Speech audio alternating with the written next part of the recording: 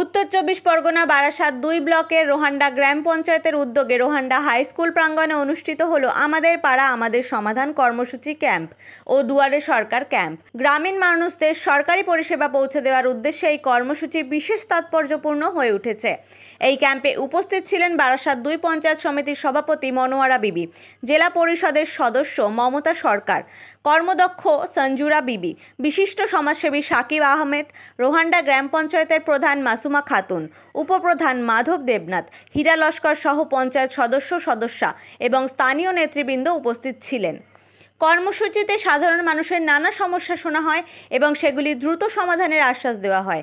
সরকারি বিভিন্ন দপ্তরের পরিষেবা যেমন স্বাস্থ্য, শিক্ষা, কৃষি, সমাজ কল্যাণ, বিধবা ভাতা, বয়স্ক ভাতা, কন্যাশ্রী, রূপশ্রী প্রভৃতি প্রকল্পের সুবিধা মানুষের কাছে পৌঁছে দেওয়ার জন্য এই ক্যাম্প গুরুত্বপূর্ণ ভূমিকা রাখে। স্থানীয় মানুষজন এই উদ্যোগকে স্বাগত জানিয়ে জানান, সরকারের এই পরিষেবামূলক কর্মসূচি তাদের জীবনযাত্রাকে আরও সহজ করবে। নেতৃবৃন্দও আশ্বাস দেন প্রতিটি গ্রাম ও পরিবারের পাশে থেকে উন্নয়নমূলক কাজ চালিয়ে যাবেন।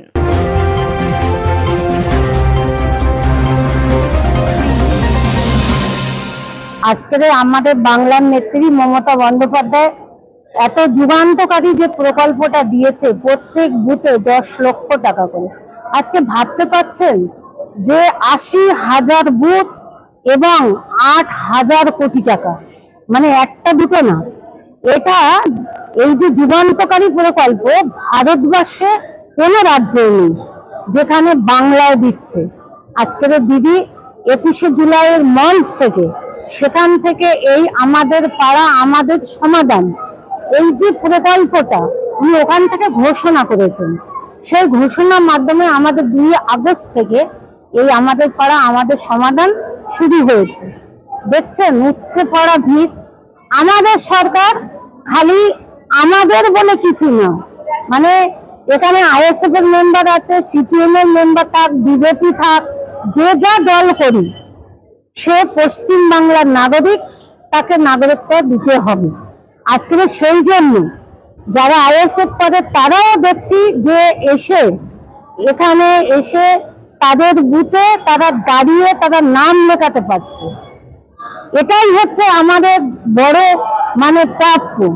ওই জন্য আমরা বলি, আমাদের দিদি যখন ক্ষমতায় এসেছিলেন 2011 সালে, তখন বলেছিলেন বদলা না বদল চাই। বদলে দিয়েছে উন্নয়ন দিয়ে। কারণ সিপিএমদের কাছে যত মানুষ খুন হয়েছে, অত্যাচারিত হয়েছে, ভরি লুট করেছে, ধানের গাদা লুট করিয়েছে, ঘর পুড়িয়ে দিয়েছে, জ্বালিয়ে দিয়েছে, এবং বিজেপিরা হিন্দু করছে। আর বাংলার জননেত্রী মমতা বন্দ্যোপাধ্যায়, তিনি কথা কম বলেন, কাজ বেশি করেন।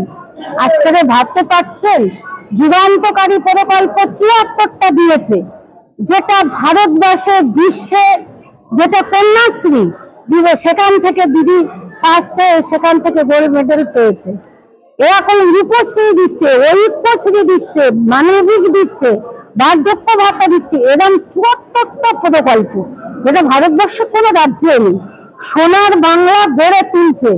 আজকে সেই সোনার বাংলায় বিরোধীরা দাঁত বেজানোর চেষ্টা করছে। আপনারা দেখবেন এই 26শে ইলেকশনে আপনারা পাখির চোখ করে মিলিয়ে নিলেন। 250-এর বেশি সিট নিয়ে মমতা বন্দ্যোপাধ্যায় চতুর্থবারের মতো এবারও আবার মুখ্যমন্ত্রী হবে। এটাই হচ্ছে আমাদের শেষ কথা।